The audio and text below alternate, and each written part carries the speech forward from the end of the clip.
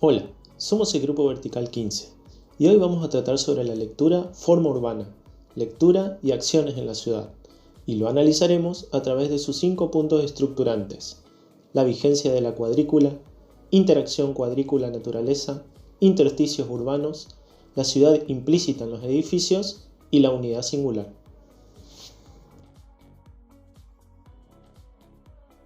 César Augusto Naselli nace en Capilla del Monte, Córdoba, Argentina. Realiza un curso de perfeccionamiento en arquitectura escolar. Desde ahí dedica toda su vida a la docencia. Sus pensamientos se ven reflejados en las publicaciones de revistas y sus libros, como por ejemplo uno de sus libros 10 arquitectos latinoamericanos. El arquitecto Juan Carlos Estevenasi fue un arquitecto, docente y director de tesis de la Universidad Católica de Córdoba de los años 90, donde reinaba el minimalismo, lo racional, todo muy prolijo, materiales muy bien utilizados, pero que no tenían un concepto. El arquitecto Omar París fue sobre el interés del estudio urbano.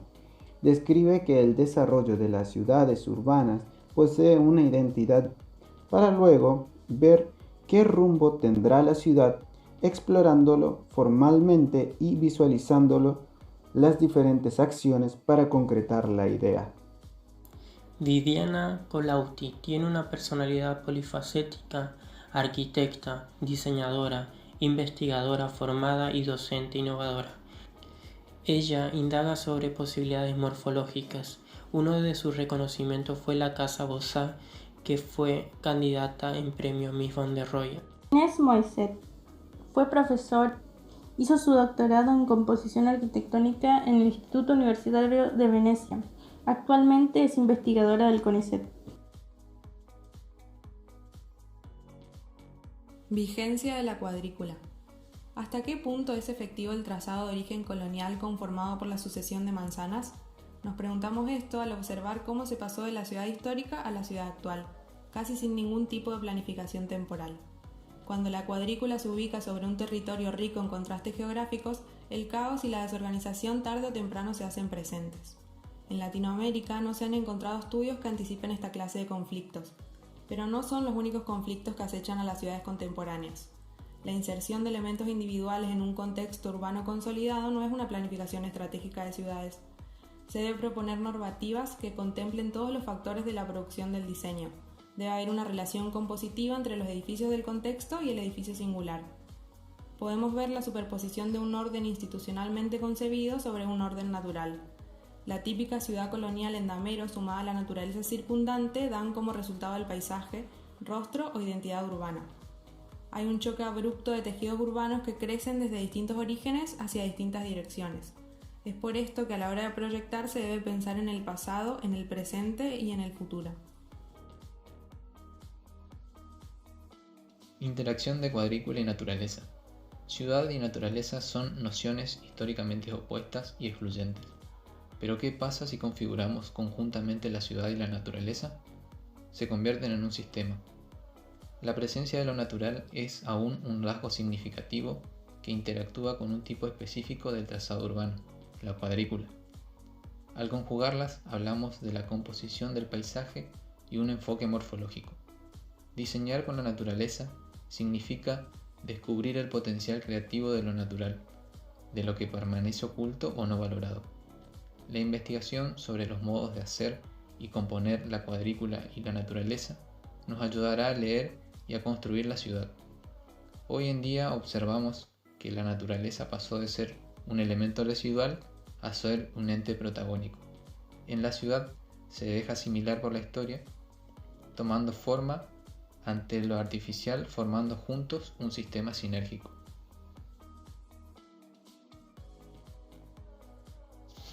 Intersticios urbanos.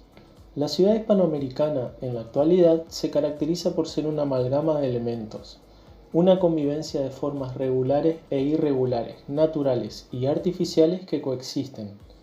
El encuentro entre ellos, entre dos o más elementos, determinan puntos críticos en la trama, que en la mayoría de los casos generan hoy una discontinuidad que se traduce en espacios fragmentados.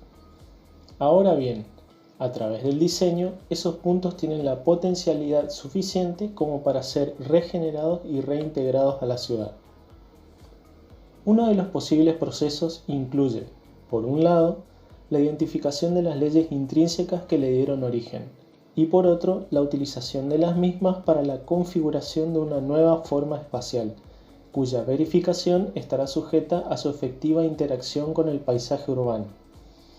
Dicha forma puede desarrollarse en 2 o 3 dimensiones, configurando, por ejemplo, una plaza o un edificio. En ambos casos obtenemos un intersticio que interactúa con su entorno. Es parte del paisaje y cuyo ADN formal es el resultado de su propia historia, convirtiéndose de esa forma en un punto referencial de la ciudad.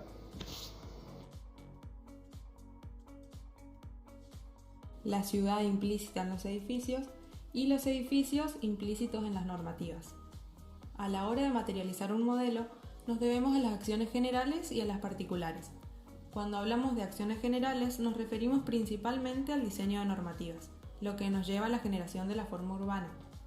Estamos acostumbrados a entender a las normativas como restricciones, cuando en realidad nos hablan de todo aquello que sí se puede hacer. Nos determina formas, actividades en un sector, perfiles urbanos, etc. Es una herramienta de diseño que permite la interpretación del contexto. Esto es importante porque el proyecto urbano contiene al proyecto arquitectónico y el proyecto arquitectónico es quien configura el proyecto urbano. La forma urbana es la sumatoria de sucesivos modelos que cambian constantemente, sin que la ciudad llegue a consolidarse. A la hora de escribir normativas se deben tener en cuenta las preexistencias, ya que el crecimiento indeterminado es la mayor amenaza del equilibrio urbano. Se debe mirar lo existente y estudiar de qué manera se pueden mantener los valores que caracterizan cada sector. En este punto, la escala es una palabra clave. El resultado de no considerar la variable tiempo en el diseño trae como resultado el hecho de vivir en un modelo que continúa en transformación. La unidad singular. Cuando hablamos de la inserción de elementos individuales en un contexto urbano consolidado, es sumamente necesario que haya una relación compositiva entre el entorno y el proyecto. En Argentina, las ciudades de base fundacional colonial tienen como esencia de su trazado a los principios de ortogonalidad, repetición y regularidad. Además de estos, existen diferentes factores determinantes que constituyen la formalización urbana. Comenzamos con los factores físicos tales como la topografía, geografía y vegetación, los cuales son difícilmente modificables. También intervienen factores de estructura urbana, tomando como principal ejemplo a los monumentos o hitos urbanos. Es necesario que la ciudad mantenga una mínima lectura en común para lograr una armonía. Por esto mismo, aquí interviene además el factor normativo, el cual determina el perfil urbano. Por otro lado, el factor sociopolítico interviene con los principios ideológicos de los parcelados, como principal ejemplo el de las leyes de Indias. El factor de escala determina el tamaño del objeto y la imagen que supone. Junto a este, el factor del paisaje urbano es quien da proporcionalidad entre el objeto y su contexto de inserción. Le da un significado el cual transforma en un valor patrimonial y en un símbolo de su contenedor, la ciudad.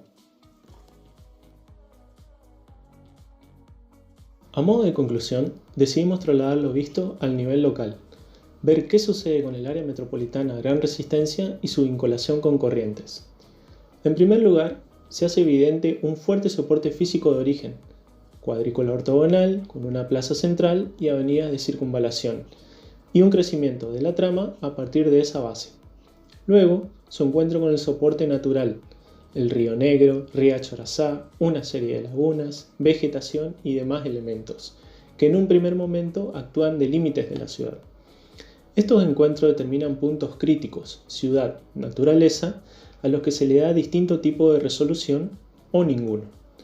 Como ejemplos antagónicos o dos caras de una misma moneda, destacamos lo que sucede a orillas del Paraná, una ciudad que se encarga de hacer interactuar, integrar y revalorizar su patrimonio natural y otra ciudad que no.